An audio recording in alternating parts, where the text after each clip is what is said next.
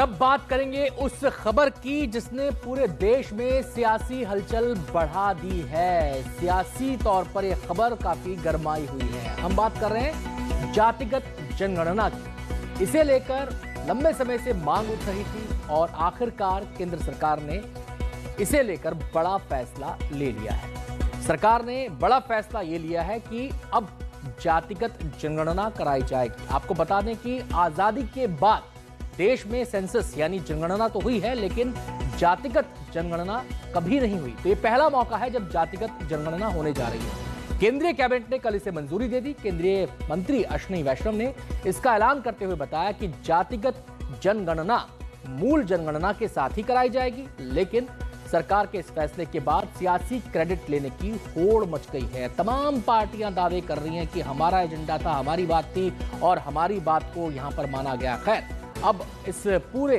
समीकरण पर बातचीत हम करेंगे। हमारे दो संवाददाता हमारे साथ जुड़ गए हैं। प्रशांत हमारे साथ हैं दिल्ली से लाइव और प्रभाकर हमारे साथ हैं पटना से लाइव। क्योंकि जब जातिगत जनगणना की बात आ रही है तो सबके ध्यान में, जहन में एक ही राज्य का नाम आ रहा है, बिहार, क्योंकि हाल फिलहाल में वहां पे चुनाव होने वाले। प्रशांत का रुख कर लेते हैं। प्रशांत, सबसे पहले तो ये बताएंगे, फैसला तो हो गया, लेकिन ये काम ऐसा नहीं है कि 1 से 10 तक की गिनती करनी है। 140 करोड़ का देश है और इसमें बहुत सारी टेक्निकलिटीज शामिल हैं। जानना आपसे चाहते हैं कि ये प्रोसेस कब से शुरू होगा, इसके लिए टाइम लिमिट क्या होगी और इसको अंजाम कैसे दिया जाएगा? नहीं, देखिए, पहले तो कब जनगणना होगी यही सबसे बड़ा सवाल है और इसका औपचारिक ऐलान तो अब तक सरकार की तरफ से नहीं किया गया है। 2021 में ये जनगणना होनी थी, लेकिन कोरोना के चलते इसे टाला गया था।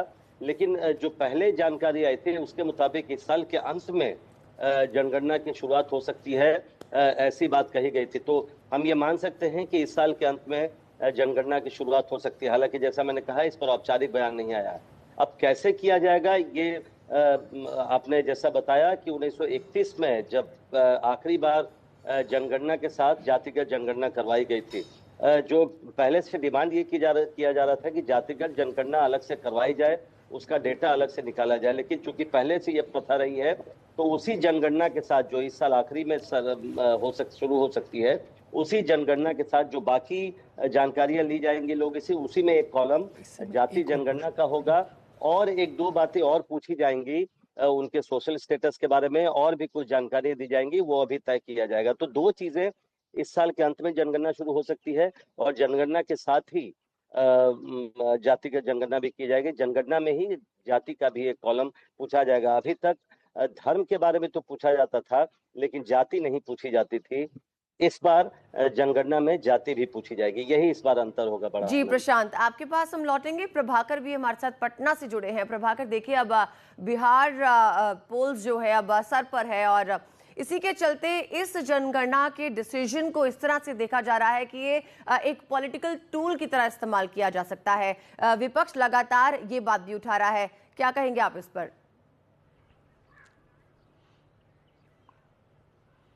जी बिल्कुल, देखिए, जो विपक्ष है वो लगातार इस बात पे कायम है कि ये जो जातिगत जनगणना का जो फैसला हुआ है ये उनके दबाव में हुआ है। और कल तेजस्वी यादव, जो कि राजद के अध्यक्ष भी हैं और सर्वे सर्वा है अभी राजद के, उन्होंने तो कल पटाखे भी फोड़ लिए अपने घर में।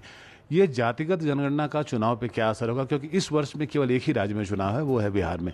उसका क्या असर होगा, उसका पहला टेस्टिंग ग्राउंड जो है वो बिहार चुनाव बनेगा। और लगातार बिहार में जातिगत सर्वे की बात होती थी और जब सत्ता में थे तेजस्वी यादव, आरजेडी जब सत्ता में थी जेडीयू के साथ में, तो उन्होंने जातिगत सर्वे किया था।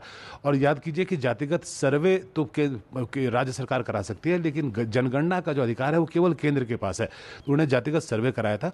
उस डेटा को अभी तक इस्तेमाल नहीं किया गया है और लगातार तेजस्वी यादव ये मांग कर रहे हैं कि इस बेसिस पे जो है आरक्षण की सीलिंग बढ़ाई जाए। सरकार ने कोशिश भी की सीलिंग बढ़ाने की, लेकिन उसे हाई कोर्ट ने रोक दिया और 50% की सीलिंग तोड़ने से मना कर दिया। अब वो लगातार इसे एक राजनीतिक मुद्दा बना रहे थे। इस घोषणा के बाद से वो मुद्दा उनके हाथ से फिसलता हुआ दिख रहा है। तो एक जो बड़ा मुद्दा जिसपे बिहार चुनाव में कांग्रेस या राजद जो है वो हमलावर होती और बीजेपी या जेडीयू को, एनडीए को घेरने की कोशिश करती, खासकर जातिगत जनगणना के आंकड़ों पे और रिजर्वेशन बढ़ाने के मुद्दे पे, तो वो उनके हाथ से फिसलता हुआ दिख रहा है। इसका इम्पैक्ट चुनाव में क्या होगा, ये आपको बिहार चुनाव के जो नतीजे हैं वो बताएंगे। प्रभाकर, ये सवाल मेरा आपसे भी है और प्रशांत, ये सवाल मेरा आपसे भी है। प्रशांत से मैं सवाल जो कर रहा हूं वो नेशनल परिप्रेक्ष्य में कर रहा हूं, प्रभाकर इसको बिहार की राजनीति को ध्यान में रखकर आप जवाब दीजिएगा। प्रशांत, पहले आप बता दीजिए, अब ये फैसला जब से हुआ है जातिगत जनगणना के मुद्दे पर, हमने देखा कि खुलकर बीजेपी ने कभी कोई बात नहीं कही, कोई क्लियर स्टैंड उस पर नहीं किया, दाएं बाएं बात होती रही और ये माना गया कि बीजेपी को धर्म की सियासत ज़्यादा सूट करती है बजाय कि जाति की सियासत की। अब इसको व्याख्या हम पॉलिटिकल परिप्रेक्ष्य में कैसे करें? इसे अपने स्टैंड से पीछे हटना कहें या फिर इसे मास्टर स्ट्रोक के तौर पर देखें?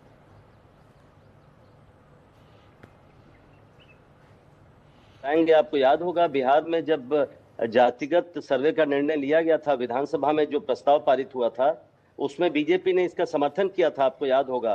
तो बिहार में बीजेपी बिल्कुल इसके पक्ष में रही थी और यहाँ पर भी जब प्रधानमंत्री से मुलाकात करने आए थे नीतीश कुमार, तेजस्वी यादव, उसमें बीजेपी के भी नेता आए थे, तो बीजेपी वहां पर सपोर्ट करती रही है।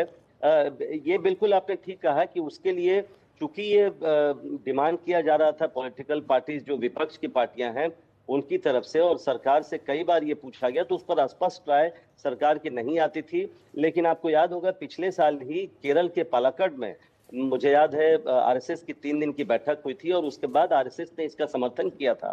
तो उसके बाद मुझे लगता है कि बदलाव आया सरकार के भीतर भी और सरकार ने ये तय किया है कि ये करवाया जाए। ये आप कांग्रेस पार्टी, कल हमने देखा राहुल गांधी वो ये जरूर दावा कर रहे हैं कि कांग्रेस पार्टी और बाकी विपक्षी पार्टियों का जो दबाव था वो सरकार पर चला और सरकार पीछे हटने को मजबूर हुई। अपोजिशन पार्टी जरूर क्रेडिट ले रही है, लेकिन अगर बिहार की बात करें तो वहां बीजेपी ने इसका समर्थन किया था और पिछले साल आरएसएस ने भी इस पर अपनी हामी भरी थी। प्रशांत, आपको रोकूंगा मैं यहाँ पे, आपने राष्ट्रीय परिप्रेक्ष्य में इसकी व्याख्या की, अब बिहार के परिप्रेक्ष्य में प्रभाकर आप जरा इसकी व्याख्या संक्षेप में कर दीजिए। जी बिल्कुल, देखिए जैसा प्रशांत ने बताया कि बीजेपी ने इसका समर्थन किया था। जब जातिगत सर्वे की बात आई थी तो उस समय में बिहार में जदयू और राजद की सरकार थी और विपक्ष में था बीजेपी, लेकिन बीजेपी ने भी उसका हाउस में समर्थन किया था। और ये देखिए एक ऐसा मुद्दा है जिस पे आपको अमूमन सभी पार्टियां जो है वो एक मत मिलेंगी आपको, क्योंकि ये मुद्दा बहुत सेंसिटिव मुद्दा है और ये सीधा आरक्षण से जुड़ा हुआ मुद्दा है। इसलिए चुनाव से पहले कोई भी पार्टी आपको इसके विपक्ष में खड़ी नहीं मिलेगी, चाहे वो आप बात करें आरएसएस की, आप बीजेपी की बात करें, जेडीयू की बात करें, आरजेडी की बात करें।